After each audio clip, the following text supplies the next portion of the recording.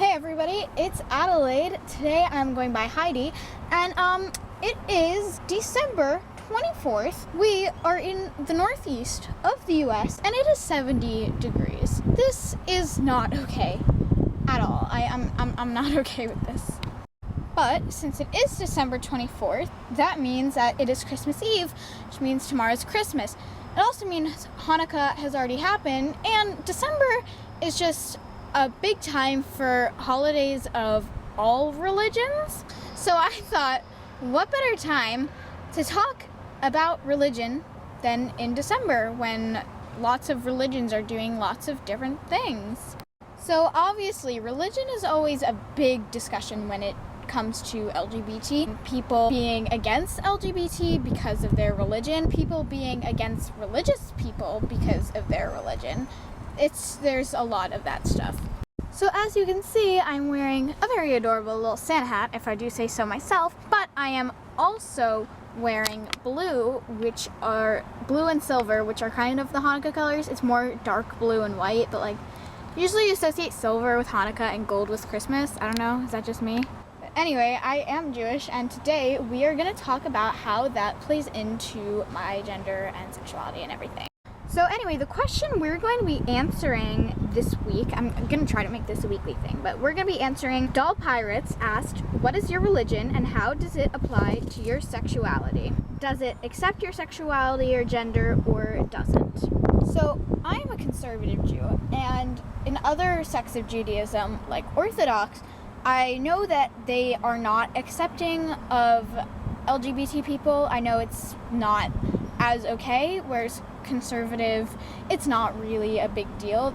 However, one thing I want to bring up is that I know Christianity, they have hell, and if you commit a sin, then you go to hell, I guess. I don't know. Someone wants to educate me on Christianity in the comments, go ahead, because I'm probably sounding very ignorant right now. But in Judaism, we do not have hell. So even though you can have sins, which I don't think being gay or being transgender is considered a sin in Judaism anyway, but even though you can sin, there is no hell. Everybody goes to heaven. So there's other things which I'm not going to get into, like the Book of Life and stuff, which has to do with how good you are on earth, but I'm not going to get into all those details. But we don't have a hell, so even though you can sin, our God, at least what I personally believe, but I think it's what all Jews believe, is that God is very forgiving and is not going to hold something like that against you, because obviously you can't help your gender or your sexuality, so there's no reason for God to hold that against you. But anyway, even if you are Christian, not all Christians believe that being gay is a sin and everything. So I think religion is a very personal thing, and it's just that people share common beliefs. How, like, I believe in God, and so Jews, their common belief is believing in God, but which stories you believe and which rules you choose to accept, you have the right to kind of believe in it how you want and pray to God how you want. And so no matter what religion you have, I think it's very personal. And not that you can pick and choose your rules, but you might not believe in one aspect of a religion, but you might believe in other aspects of the religion. And so it is your choice to choose what you believe and which rules you want to follow and which ideas you want to take into consideration. I personally think it's okay to follow whatever religion you want, and like I said, follow however you want. I keep kosher, but I don't hate other Jews who don't keep kosher. And I'm Jewish, and I'm a proud Jew, but I'm not going to hate you if you're Christian, or if you're Muslim, or if you're any other religion. So you can be whatever religion you believe in. But what is not okay is hating other people because of their religion or because of your religion. Like, it's not okay to say something like, gay people can't get married because my religion doesn't allow it. If your religion doesn't allow it and you think it's a sin and you don't think it's okay, no one's forcing you to have a gay marriage. So if you don't like gay marriage, then don't get married to someone of the same gender. It's not okay to use your religion or your God to justify hating other people, because God is supposed to be very forgiving and very accepting of everybody. So people who claim that they're using God as a justification to hate people are not using their God correctly. See, God doesn't hate anybody, so you can't use that as an excuse to hate other people. That's a stupid excuse.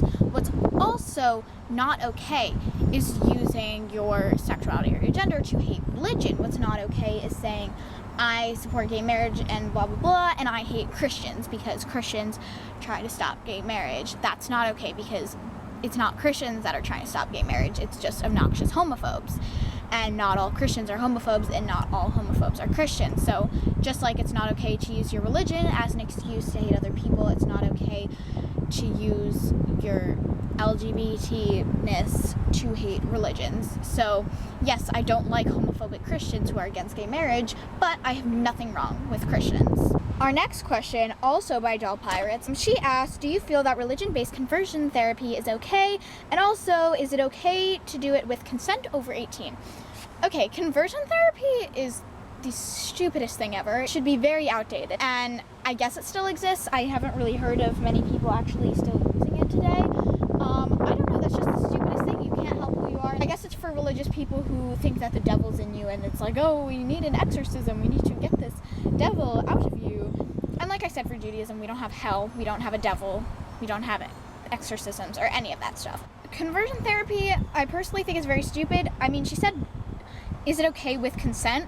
I mean, I guess it's okay if you have their consent. I don't agree with it, but I guess if you are religious, like maybe you're like a super homophobic, super religious person, and you're starting to be attracted to people of the same sex, so you're like, oh, I must be possessed by the devil, and I mean, so yeah, I guess if it's with your own consent, then there's nothing wrong with doing the therapy to someone if you have their consent. But if you're the one who wants the therapy, you have to reconsider your life choices, because it probably means you're homophobic and you're like, oh no, why am I being attracted to people of the same gender? This is not okay. And then you need to reconsider your life choices, and why are you being homophobic? Why won't you allow yourself to feel what you're feeling? Why would you deny yourself your own pleasure? Starlight AG Studios asked a question that I am very lucky I don't have to deal with, which is, what would you do if you were in a household that does not let you be yourself? Luckily, my family is very accepting. You saw in the Fluid Day video where I was having a rough day, but my family was super nice. My sisters are so supportive.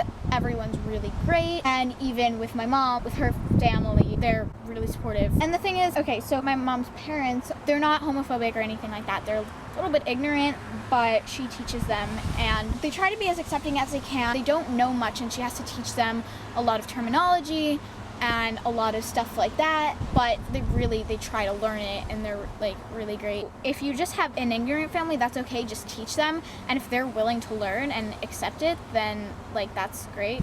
This might have to do with religion, but it might not. But if you're in a family that's going to kick you out or is going to not let you be yourself, that's a completely different story. I've had some internet friends who have either don't want to come out because their parents won't allow it, or people who have been kicked out of their house for telling their parents about these things.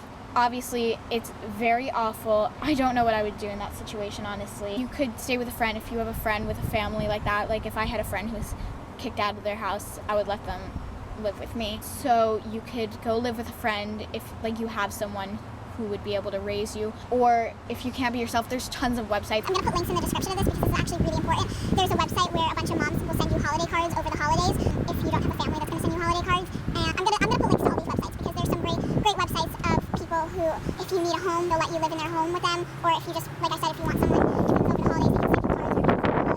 And that's what's so great about this generation with the internet and everything. You can find people. So even though obviously that's really scary, and I would be so scared in that situation, I don't know what I would do, but luckily now there are more solutions than there were before, because before it was just everyone was homophobic and that just wasn't okay. But now a lot more people are becoming tolerant, so even if your family's not, you'll probably be able to find somebody who is, which is really great. At least in America. I mean, I'm just speaking for America, not other countries, but hopefully if you're in that situation, you'll be able to find someone who can take you in, who can care for you. And if you're home and you're afraid to come out because you're afraid your parents won't be okay with it, then you need find a good friend to talk to, whether it's someone over the internet or in real life, whether it's a friend or a relative, or just find somebody that you can talk to and that you can be yourself around, because even if you're not going to be out of the closet around everybody, it's nice to have at least one or two people that you can talk to. So I would recommend, if you're afraid to come out to your family, which I understand, and there's nothing wrong with not being out, but I would at least be out to one person so you can talk to them about it. Whether they're an internet friend or an IRL friend, I would make sure you have somebody who's going to be on your side. So yeah, that is all the questions questions I'm going to answer for today because I did very long explanations for all of them. I'm hoping this video isn't too long. I'm also going to be uploading a bloopers video later because there were a lot of bloopers. I'm not good at speaking. But anyway. Thank you guys so much for watching and for enjoying this series. I've gotten so much great feedback already from just the first episode. Yeah, thank you guys so much, and I hope you had a good Hanukkah, or that you're gonna have a very Merry Christmas, or whatever holidays you celebrate. I wish you all the best. I hope you all just have a good winter break, and that you can get along with your families well.